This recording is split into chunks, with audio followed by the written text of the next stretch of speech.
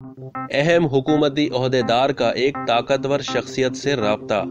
حکومت کے ایک اہم عہدیدار نے تقسیم کی موجودہ سیاست کو ختم کرنے میں مدد دینے اور اپنا کردار ادا کرنے کے لیے ایک طاقتور شخصیت سے رابطہ کیا ہے اور کہا ہے کہ تقسیم کی سیاست سے عوام کا زبردست نقصان ہو رہا ہے اور اپوزیشن کی وزیر اعظم کے خلاف تحریک عدم اعتماد کے نتیجے میں اس تقسیم میں مزید اضافہ ہوگا۔ یہ مدد کسی پارٹی کی حمایت حاصل کرنے یا کسی اور مقصد کے لیے طلب نہیں کی گئی تھی، بلکہ اس کا مقصد ایک طرف عدم اعتماد کی تحریک سے بچنا، جلد انتخابات کی راہ ہموار کرنا اور بہتر سیاست اور اچھی طرز حکمرانی کے لیے اصلاحات لانا تھا۔ دی نیوز نے سرکاری عہدیدار سے رابطہ کیا۔ وہ موجودہ صورتحال سے بہت پریشان تھے اور انہیں خدشہ تھا کہ حالات جیسے جیسے آگے بڑھیں گے تقسیم کی سیاست میں مزید اضافہ ہوگا، جو کسی بھی سیاسی جماعت، ادارے اور سب سے بڑھ کر ملک کی عوام کے مفاد میں نہیں ہے۔ نام ظاہر نہ کرنے کی شرط پر انہوں نے اس نمائندے کو بتایا کہ اس وقت حکومت اور اپوزیشن کے درمیان بہتر رابطے کے قیام کے لیے مدد کی ضرورت ہے، تاکہ اپوزیشن اور حکومت والوں کو ایک جگہ بٹھا کر مستقبل کے سیاسی روڈ میپ اور اصلاحات کے ایجنڈے پر اتفاق کرایا جائے،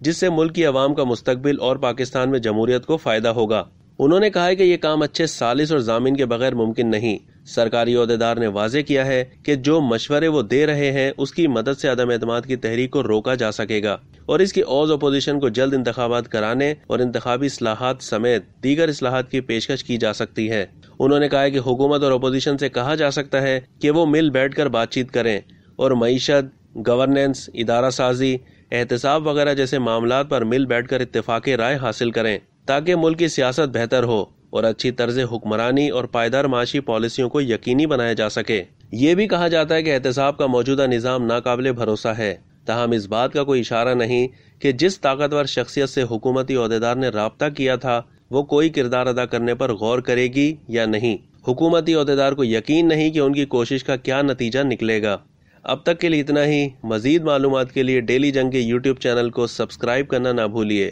اور فیس بک کے پیج کو بھی فالو کرنا نہ بھولیے۔